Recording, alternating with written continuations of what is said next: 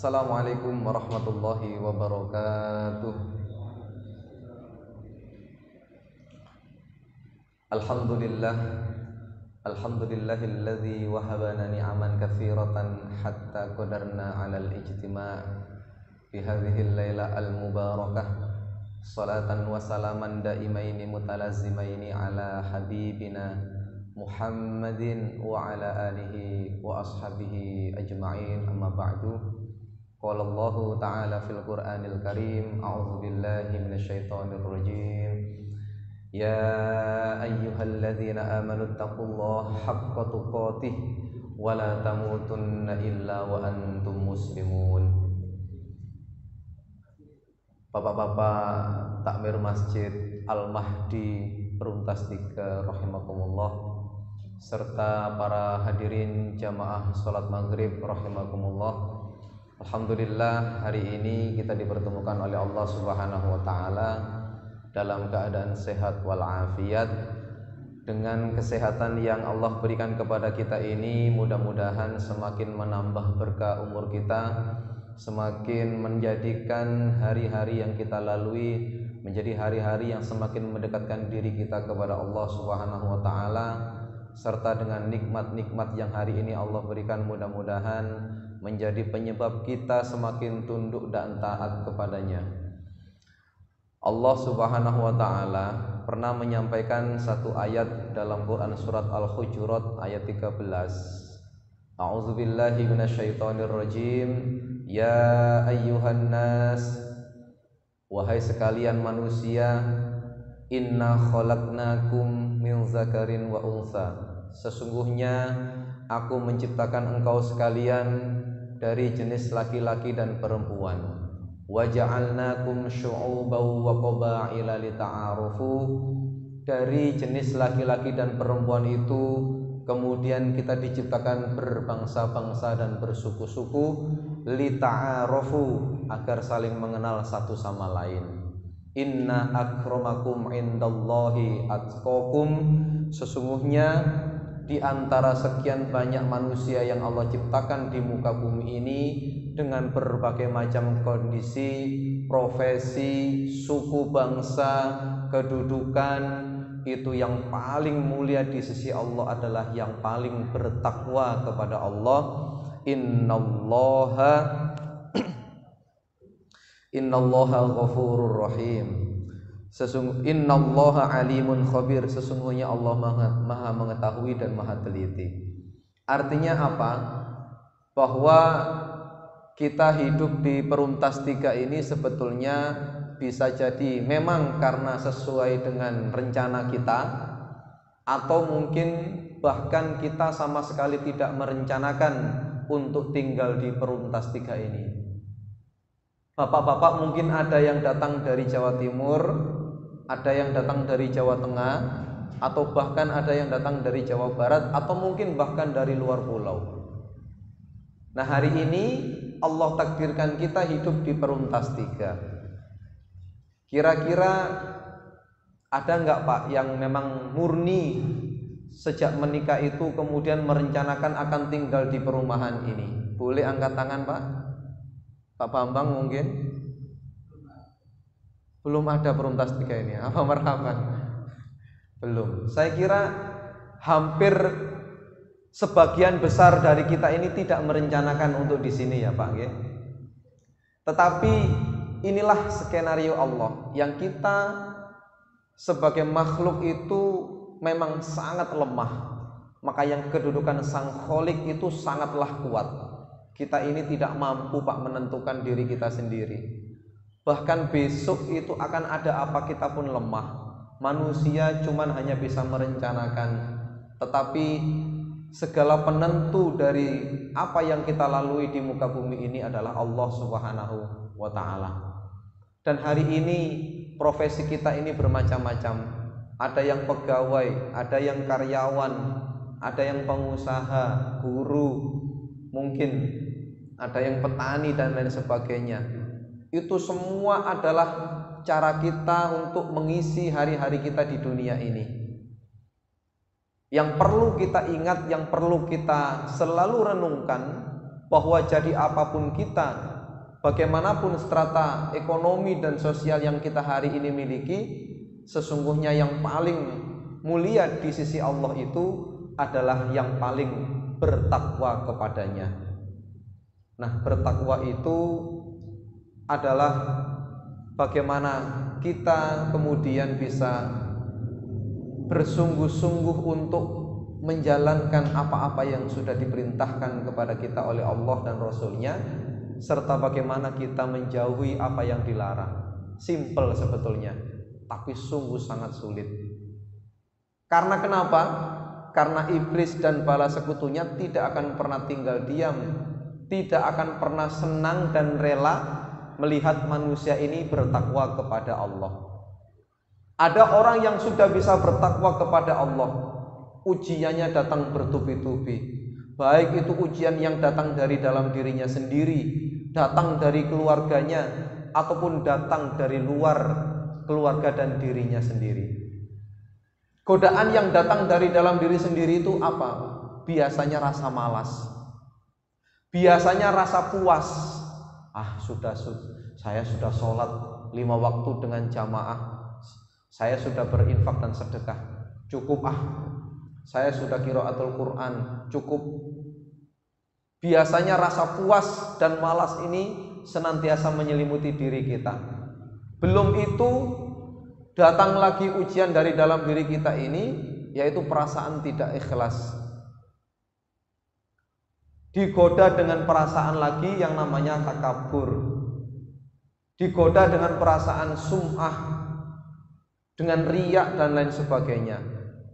Niat kita sudah bagus sebelum ibadah, saat beribadah kita sudah benar, tapi kadang setelah kita melakukan ibadah-ibadah itu, secara tidak langsung kita suka mengungkit-ungkit, kita suka membicarakan kebaikan-kebaikan kita agar didengar sama orang lain, kemudian memunculkan pujian demi pujian.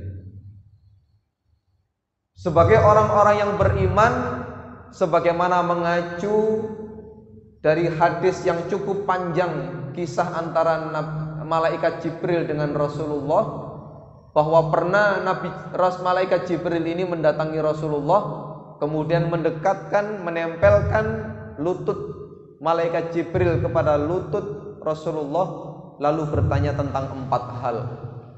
Pertanyaan pertama adalah tentang Islam. Ma huwal Islam? Malaikat Jibril bertanya kepada Nabi Muhammad tentang apa itu Islam.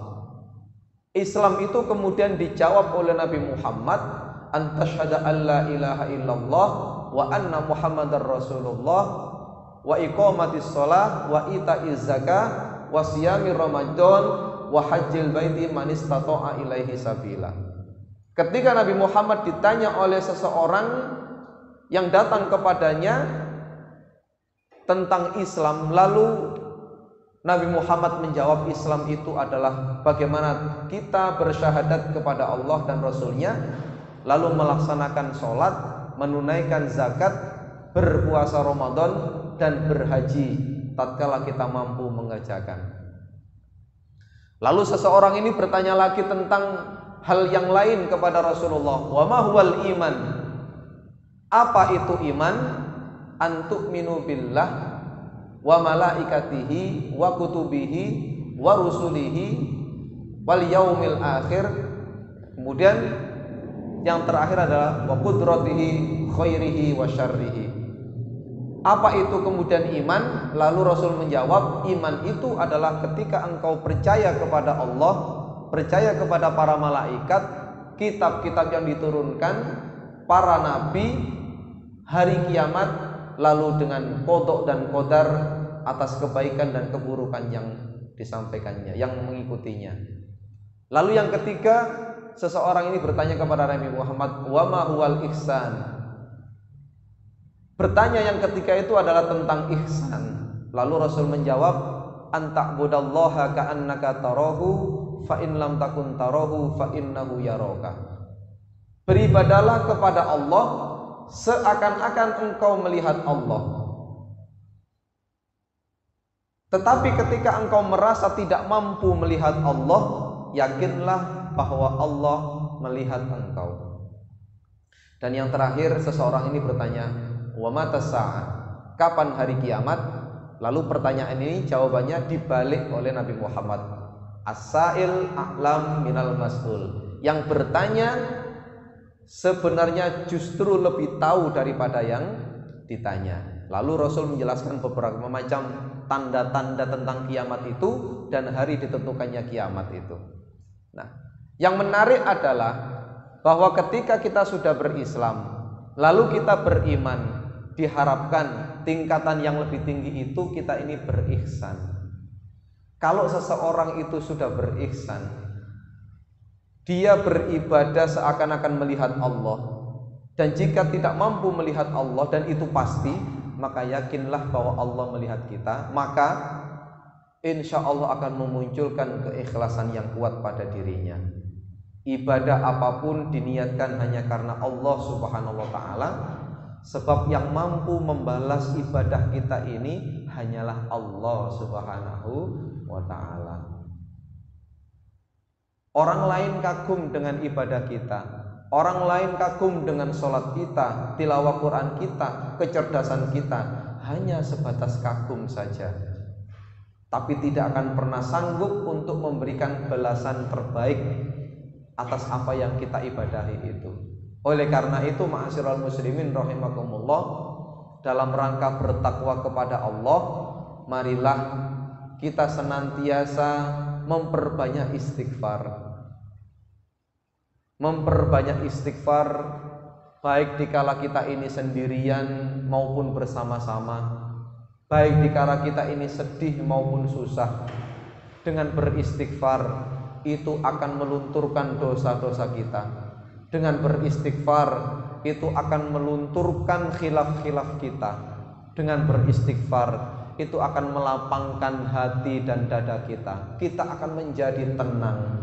Dalam surat Ar-Ra'd ayat 28 sudah jelas, ala bidzikrillahi tatmainnul qulub. Hanya dengan mengingat Allah, berzikir salah satunya dengan istighfar, maka hati akan menjadi tenang. Bapak-bapak, monggo tarik nafas dalam-dalam. Kita beristighfar bersama-sama. Dalam hitungan ketiga kita menarik nafas lalu istighfar. 1, 2, 3. Astaghfirullahaladzim. Tenang Pak. Masalah-masalah hilang Pak. Hutang-hutang lupa Pak. Minimal hutangnya lupa sejenak, lalu ingat lagi tidak masalah. Yang penting sudah agak tenang. Nah, bapak-bapak, ibu-ibu, jamaah rahimakumullah, di dalam slide ini tentu setiap orang itu pernah mengalami rasa bimbang dan rasa ragu. Apakah memilih jalan ke kanan ataukah jalan ke kiri? Pernah Pak mengalami kondisi seperti ini? Utamanya untuk tempat-tempat yang kita tidak pernah jangkau, tempat-tempat yang belum pernah kita kunjungi. Kita diundang walimah atau resepsi atau apapun itu oleh saudara kita atau relasi kita, lalu di Sherlock yang lagi musim sekarang. Ternyata tidak semua Sherlock itu tepat sasaran. Kadang kita jalan-jalan ke jalan-jalan yang sempit sekali. Nanti Pak, jalan buntu pun pernah. Karena memang Indonesia ini letak struktur bumi dan tanahnya itu unik. Tidak semuanya terjangkau satelit Pak. Sehingga kadang-kadang kita muter-muter. Nah, disinilah kemudian pentingnya kita memiliki keyakinan atau keimanan. Jalan ke kiri itu ibarat adalah jalan fujur, jalan keburukan, dan jalan kanan itu adalah jalan kebaikan. Setiap saat Pak, dalam diri kita ini selalu bertarung antara kebaikan dan keburukan. Setiap saat selalu ada pertarungan-pertarungan di dalam hati kita. Kita mau sesuatu yang baik atau yang tidak baik, itu selalu. Nah, kemudian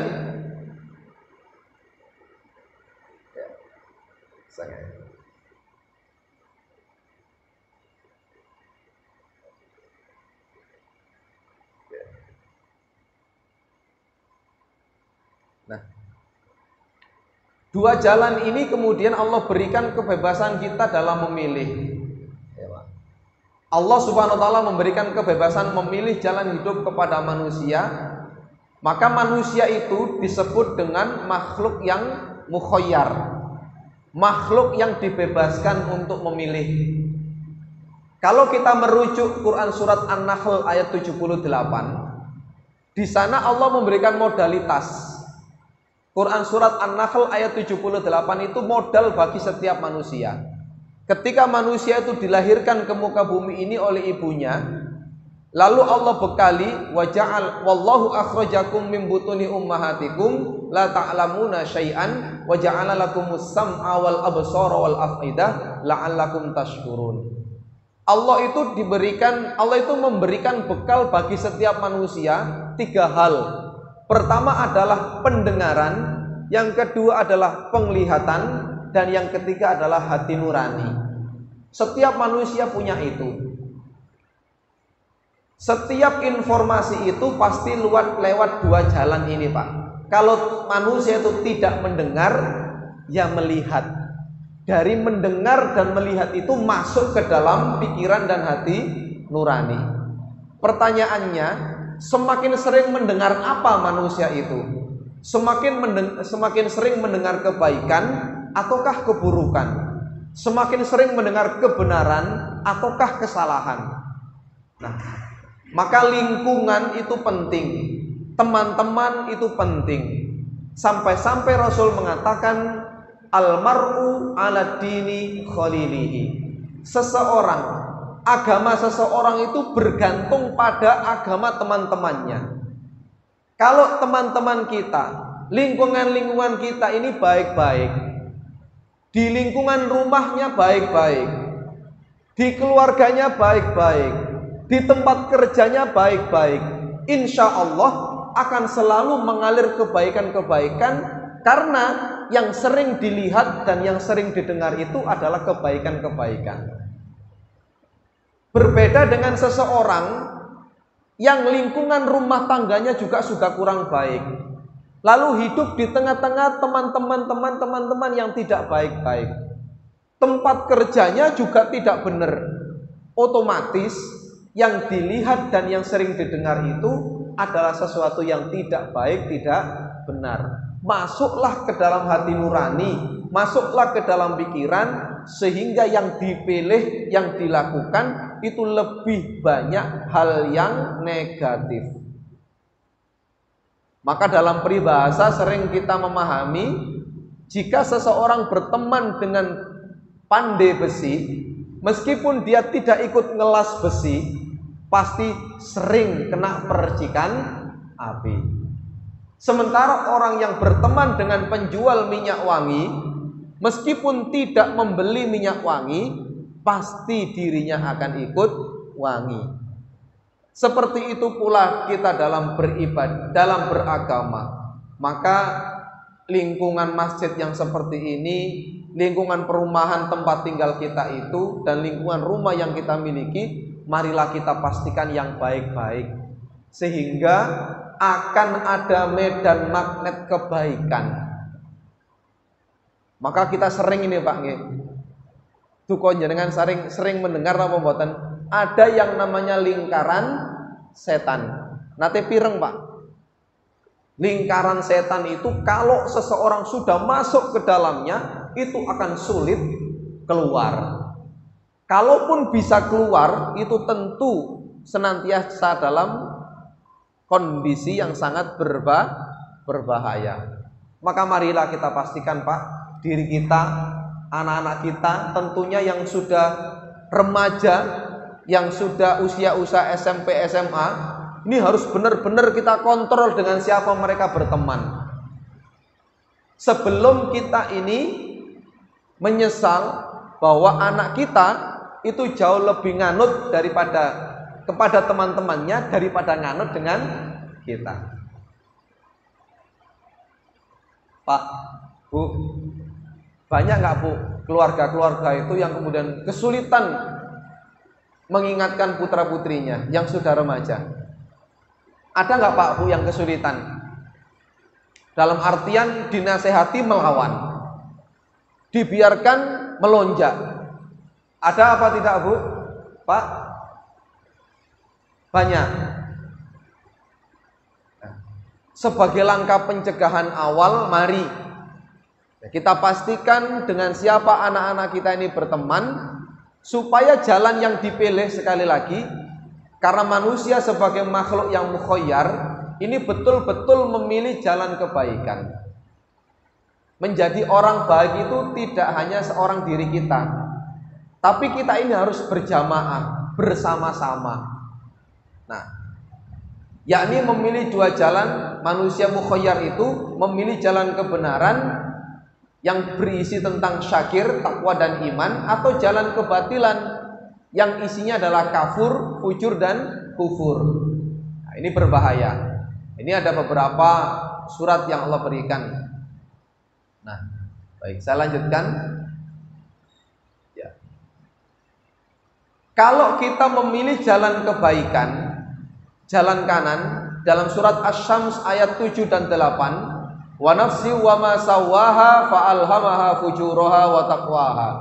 Demi diri manusia dan yang menyempurnakan kejadiannya dengan kelengkapan yang sesuai dengan keadaannya, serta mengilhamkan jalan yang membawanya kepada kejahatan dan yang membawanya kepada jalan ketakwaan. Kalau manusia itu memilih jalan kebaikan, Pak, Bu, Allah ilhamkan jalan takwa kepada dirinya, maka Allah akan jadikan jiwanya itu jiwa yang positif, jiwa yang selalu bersih, hati yang selalu bersih, jauh dari penyakit-penyakit hati. Sesekali marah boleh, tapi tidak selalu marah. Ada nggak, Pak, yang tidak selalu marah di sini? Pasti tidak ada. Pasti karena manusia itu sifatnya adalah marah, maka marah itu pasti pernah kita lakukan. Laras napa boten? Marah kepada diri sendiri, marah kepada anak-anak, marah kepada pasangan, marah kepada lingkungan, nggih. Bahkan pernah marah kepada hewan piaraan, Pak, nggih. Marah kepada tanaman, Pak Bambang, nggih. Dimes, dipupuk gak gede-gede, gak buah-buah, tendang-tendang. Tapi marahnya secukupnya. Kalau kita rajin memilih jalan takwa, insya Allah hati kita ini bersih. Lalu hati yang bersih itu akan menjadikan pikiran kita pikiran yang positif, selalu husnuzon. Kita ini kan makhluk sosial, Pak, ya. Manusia itu penuh dengan ujian. Kadang satu ujian belum selesai muncul ujian yang lain. Kadang kita sudah merencanakan A, Allah berikan B. Nanti, Pak, ngoten, Pak. Kita sudah merencanakan A, tapi Allah memilih jalan B. Saya pernah telepon Pak Dani. Pak Dani, saya pernah terlambat pesawat. Ketinggalan pesawat, Pak. Kalau ketinggalan bis biasa. Ketinggalan kereta mungkin juga biasa. Tapi kalau ketinggalan pesawat itu lucu. Ber-14 orang, Pak, ketinggalan pesawat itu mboten lucu, Pak. Ya Allah. Jadi ber-14 kami pernah ketinggalan pesawat dari Balikpapan ke Juanda. Hanya kurang 10 menit nyampe bandara karena macetnya luar biasa. Nah, kalau kita tidak memiliki jiwa yang bersih, positif, kemudian pikiran yang positif, pasti kita akan marah-marah, kita akan suudzon, boten macam-macam, boten karu-karuan, menyalahkan A, B, C, D dan lain sebagainya. Kenapa boten? Disalahkan mobilnya yang pelan, disalahkan sopirnya yang kurang kenceng, menyalahkan jalan yang terlalu macet, mungkin sebagainya. Tapi kalau kita ini kemudian senantiasa terlatih untuk bertakwa, insya Allah akan memunculkan pikiran yang selalu husnuzon atas apapun yang menimpa kita. Dan yang paling penting, kalau hati kita sudah positif, pikiran kita sudah positif, maka perbuatan kita pun pasti akan baik.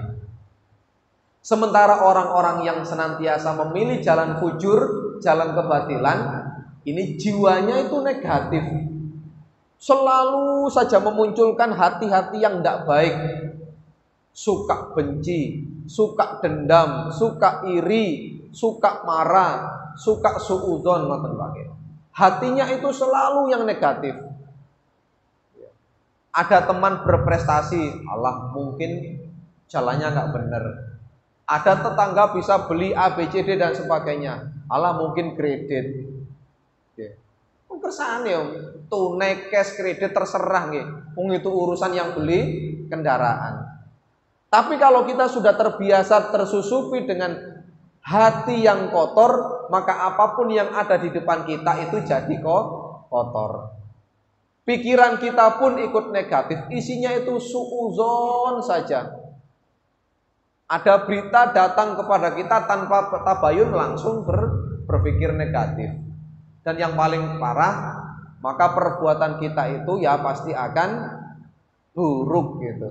Sementara kita diminta oleh Rasulullah, ini Pak, ada hadis pendek riwayat Bukhari mengatakan an Abdullah bin Amr radhiyallahu anhuma anin Nabi sallallahu alaihi wasallam qala al muslimu man salimal muslimuna min lisanihi wa yadihi wal muhajiru man hajara ma hanallahu anhu. Muslim yang sesungguhnya itu adalah mereka atau orang lain yang selamat dari bahaya lisannya dan bahaya tangannya. Artinya apa? Kalau kita ingin dikatakan menjadi muslim yang sejati, maka harus kita pastikan orang-orang yang ada di sekitar kita itu selamat dari bahaya lisan kita dan selamat dari bahaya tangan kita. Menjadi muslim yang baik itu kalau nggak perlu ngomong, nggak perlu ngomong. Kalau tidak perlu berbicara, tidak harus berbicara. Falyakul khairon auliyasmut. Muslim yang baik itu adalah berkata yang baik. Jika tidak sanggup berkata yang baik, sebaiknya diam. Jangan karena kok ingin dipuji, ingin pintar, menguasai segala hal, lalu kita selalu ikut ambil bagian. Bukan passion kita, bukan keahlian kita, kita ikut ngomong, kita ikut angkat bicara. Yang terjadi adalah kita termakan oleh omongan kita sendiri. Ada nggak Pak orang seperti itu? Bukan keahliannya, tapi ikut menyelesaikan masalah. Yang terjadi malah noten karu-karuan. Dan bahaya, selamat dari bahaya tangan kita. Artinya kita tidak perlu menjadikan kekuatan kita ini, baik itu kekuatan secara zahir, yaitu tangan kita, ataupun kekuatan secara implisit, yaitu kedudukan kita, itu menjadikan orang lain tidak selamat. Dengan kebijakan kita, itu menjadikan orang lain tidak selamat. Ini tidak boleh. Nah, maka gambarannya adalah seperti ini Pak. Yang ketiga, ada 2 ekor hewan yang dijadikan perumpamaan. Ada yang namanya lalat, yang kedua adalah lebah. Kalau kita hidup itu senantiasa condong kepada keburukan, jalan yang kita ambil itu adalah jalan fujur atau jalan kesesatan, maka kita tidak ubahnya seperti seekor lalat. Jangan jadikan pandangan kita seperti mata lalat. Mata lalat itu bagaimana? Mata yang suka mencari benda yang busuk dan buruk, yaitu selalu mencari kesalahan dan kekhilafan orang lain. Bertemu seseorang yang dicari itu bukan kebaikannya, yang dicari adalah kekurangan dan kekhilafannya.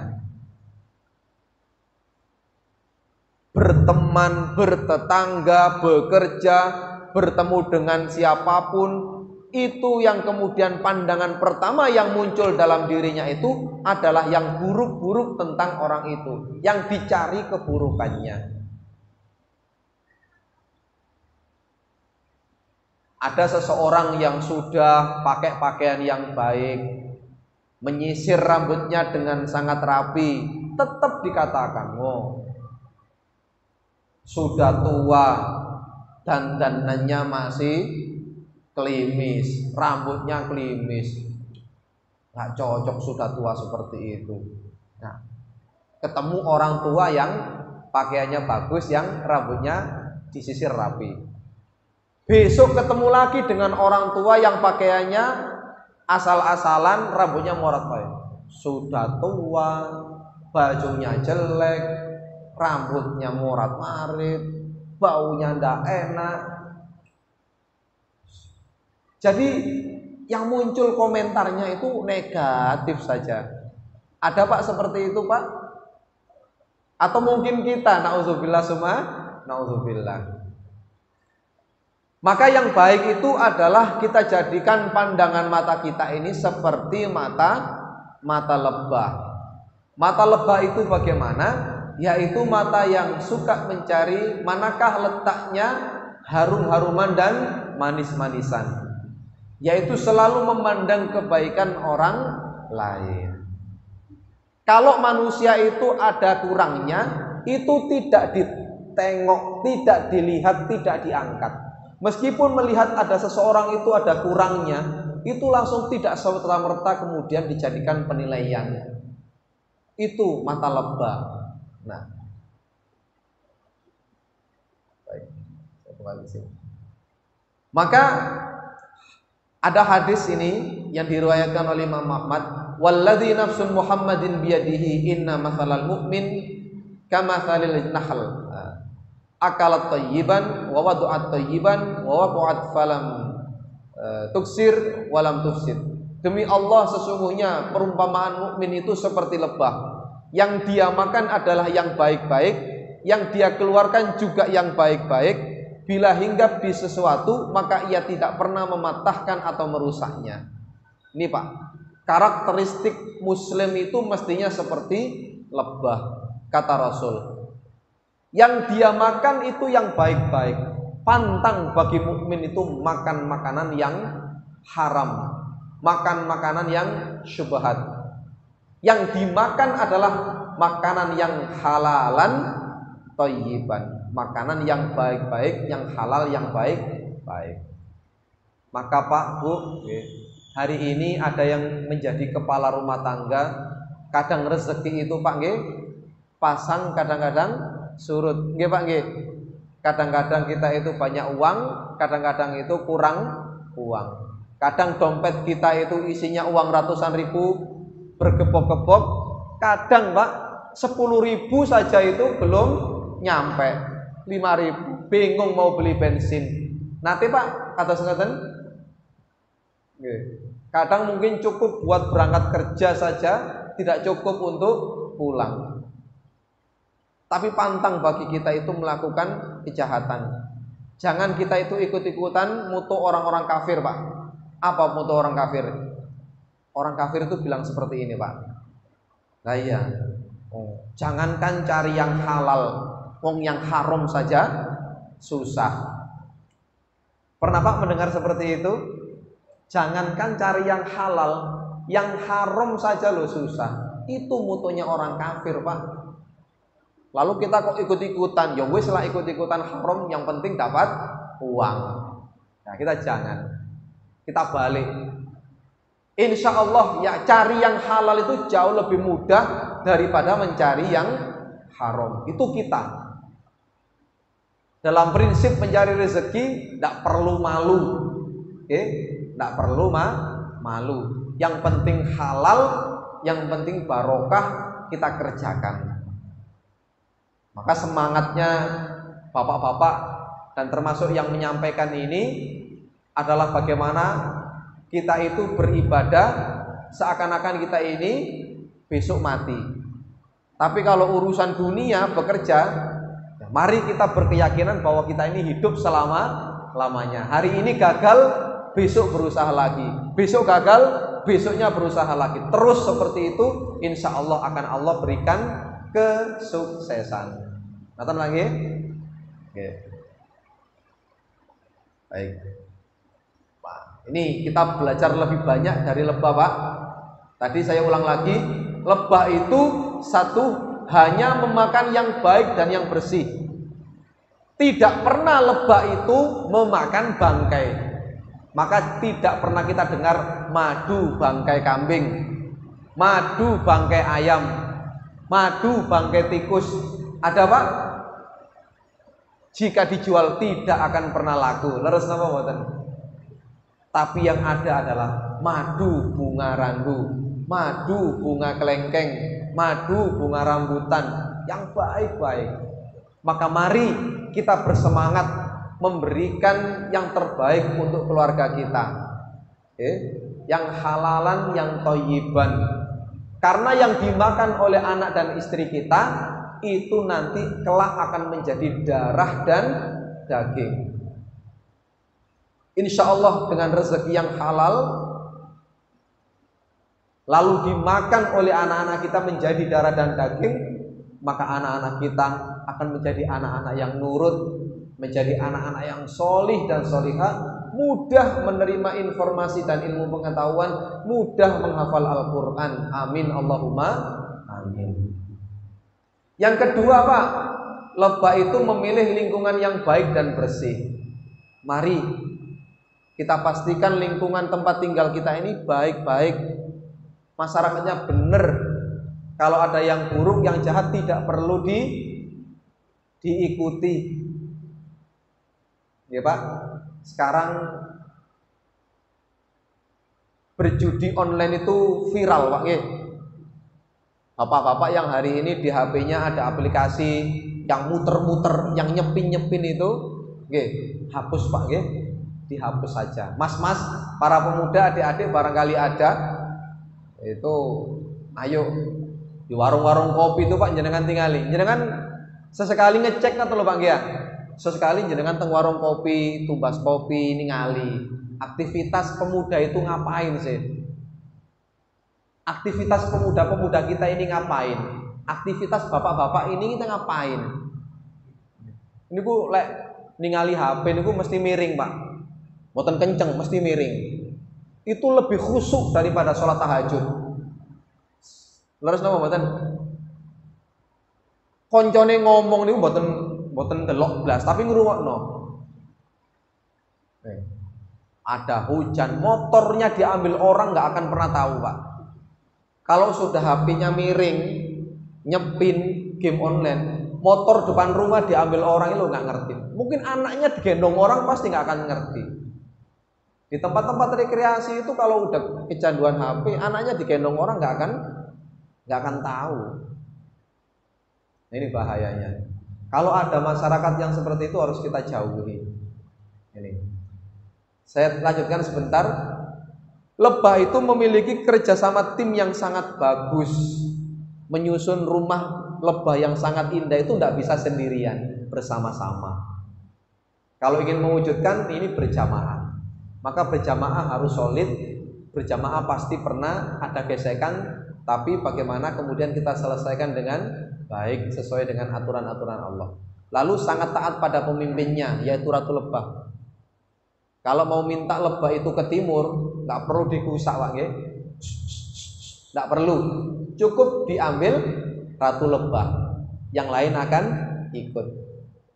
Sama kita dengan Allah dan Rasul kita itu, kita harus patuh, tunduk dan taat kepada Allah dan Rasulnya dan dengan pemimpin kita yang baik. Selanjutnya tidak menyerang jika tidak diganggu. Leres napa mboten Pak? Tidak ada cerita lebah itu kemudian secara berkelompok serang tanpa diserang duluan. Tidak pernah mengganggu orang lebah itu. Tapi kalau sudah diusik, rumahnya diganggu, dilempari adik-adik anak-anak mengganggu, melempar rumah lebah, sampai sembunyi di bawah kolong kasur, dicari sampean. Muslim juga gitu. Muslim itu pantang menyerang, Muslim itu pantang mengganggu. Tapi kalau sudah diganggu, ya agama dilecehkan, Nabi kita dihina, jangan tanya, itu pasti akan tempur. Bagaimana dulu perang Badar itu yang muslimnya hanya 313 melawan 1000. Wah, 3 kali lipat, hajar, tanding. Itu muslim, tidak pernah takut. lalu menghasilkan madu yang sangat bersih dan bermanfaat. Maka kalau kita ini yang kita makan itu yang halalan thayyiban, Pak, tempat yang kita lihat itu, yang kita tinggal itu baik-baik, maka yang keluar dari diri kita itu pasti akan bersih dan bermanfaat. Ucapan kita ini ucapan-ucapan yang solutif, ucapan yang baik-baik, tidak pernah menyakiti hati orang. Itu, Pak. Sekali mulut kita ini berucap, itu hikmah keluarnya. Enggak obral, tapi hikmah. Oke. Dan yang terakhir, nih. Ini Zakir Naik, orang baik itu banyak teman, tapi penyeru kebaikan itu banyak musuh. Leres nama boten? Kalau orang baik itu banyak temannya, tapi yang menyerukan kepada kebaikan itu tidak banyak temannya, bahkan mungkin dimusuhi orang. Ya, minta orang, ngajak orang sholat itu kan sulit, Pak. Tapi kalau kita lakukan, itu kadang kita ini tidak jarang yang kemudian mendapatkan perlawanan. Ngaten, Pak. Dalam Quran surat Hud ayat 117, dan tidaklah Tuhanmu membinasakan satu negeri dengan zalim, padahal penduduknya adalah penyeru kebaikan. Maka bisa jadi, Pak, Sidoarjo ini tetap dilindungi oleh Allah karena di dalamnya ada penyeru-penyeru kebaikan. Saya dapat informasi kemarin terakhir yang di mana, Pak? Gunung meletus itu, Pak? Semeru. Bapak Ibu mungkin sudah mendengar bahwa yang Allah hancurkan dan binasakan itu adalah penduduk yang kaumnya ternyata memang banyak kebatilan. Satu desa itu penuh hancur karena memang banyak yang bermaksiat kepada Allah. Kecuali satu rumah, Pak G. Ada yang sempat lihat videonya. Satu rumah yang kayaknya larva itu, magma itu lewat begitu aja, nggak rusak, nggak apa. Ternyata setelah ditanya-tanya, dia adalah ahli ibadah. Tsunami Aceh juga seperti itu, nggih. Tsunami Aceh berapa juta orang yang meninggal, tapi masjid yang ada di tepi laut itu tidak hancur. Subhanallah, masya Allah, tabarakallah. Ngaten nggih, Pak nggih. Mudah-mudahan kita istiqomah dan jadilah penyeru kebaikan. Barang siapa yang mengajak orang lain menuju kebaikan, maka ia akan mendapatkan pahala seperti pahala orang yang mengikuti ajakan kebaikannya tanpa mengurangi pahalanya sedikit pun. Marilah setelah hari ini kita bersungguh-sungguh mengajak orang lain, tidak usah jauh-jauh, keluarga kita sendiri, untuk sama-sama taat takwa kepada Allah, sehingga kita menjadi keluarga yang sakinah, mawaddah, warahmah. Amin Allahumma amin. Mudah-mudahan sekelumit kajian singkat ini mampu memberikan semangat kita, sehingga seterusnya kita menjadi hamba-hamba Allah yang senantiasa meniti jalan ketakwaan, istiqomah di dalamnya. Marilah kita akhiri kajian ini dengan bersama membaca hamdalah, alhamdulillahirabbil alamin, dan doa kafaratul majlis, subhanakallahumma wa bihamdika asyhadu an la ilaha illa anta astaghfiruka wa atubu ilaik. Nasrun minallah wa fathun qarib wa basyiril mu'minin. Wassalamualaikum warahmatullahi wabarakatuh.